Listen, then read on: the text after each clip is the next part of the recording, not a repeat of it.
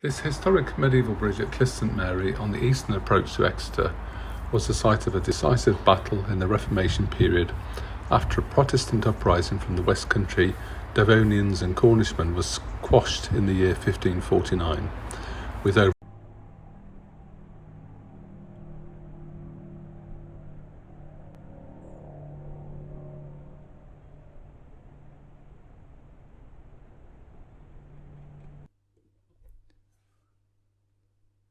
Agan Tasni, Uzi in Nev, Benigis Rebo Dahano, Re Ddeffel thou Lasgor, thou Vodd Rebo Gris, in Nor Kepar Hagin Nev, Rodhinni Heddiw Agan Bara Pubdithol, Hagaf Din Agan Camwedd, Kepar del Avin Nini then Reina Uzi o Camwool Agan Pini, Hanara agan gore in temptation, mes del rivni the worth drog, rag the soji uan Vlasgor, han galos, han gorthians bisficken habinari.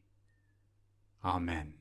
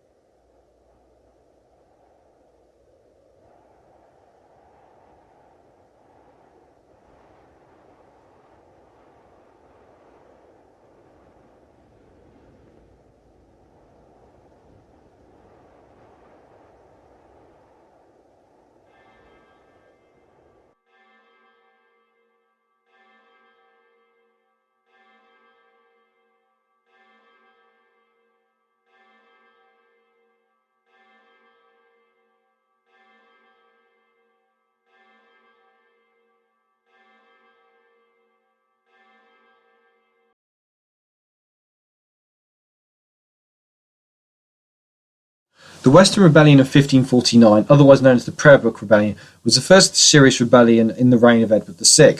Now, it originally could be seen to have originated in Cornwall, where basically there was discontent with the rise of Protestantism following the death of Henry VIII.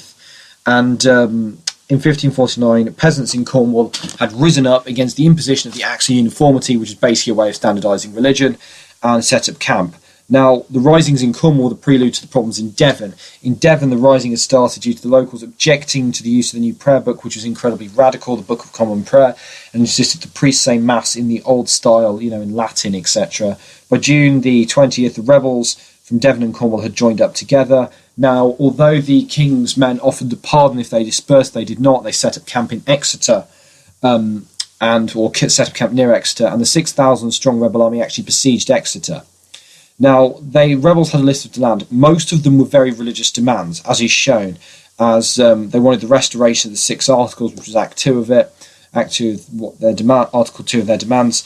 They wanted the Mass back in Latin, even though they didn't understand it, because the whole idea of the Catholic Church was this kind of mysticism in it.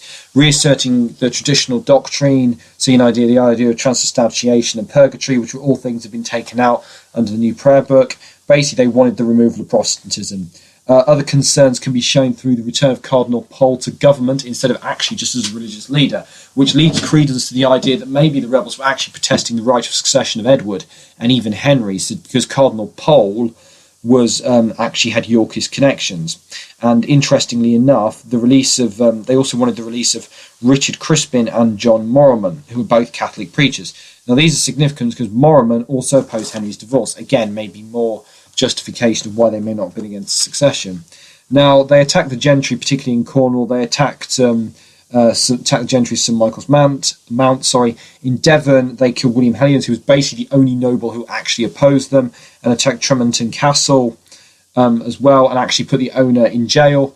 and the government, to a certain extent, tried and burnt lots of rebel defences. In the siege of Exeter, the rebels looked like they were going to win, actually, because they'd found a way of stopping food and water and stopping food and water going into the city. However, the mayor at the time was very sensible and actually distributed food amongst the people in the cities for very, very cheap prices, as well as discounted firewood. And the idea was that the stocks would last and business would go as usual, and therefore the rebels wouldn't have any ground in order to, no one would have the city over. Lord Ross was actually delayed in dealing with them because of unrest in Oxfordshire at the same time, but he arrived eventually and killed over 4,000 rebels during the siege, which obviously put an end to the rebellion.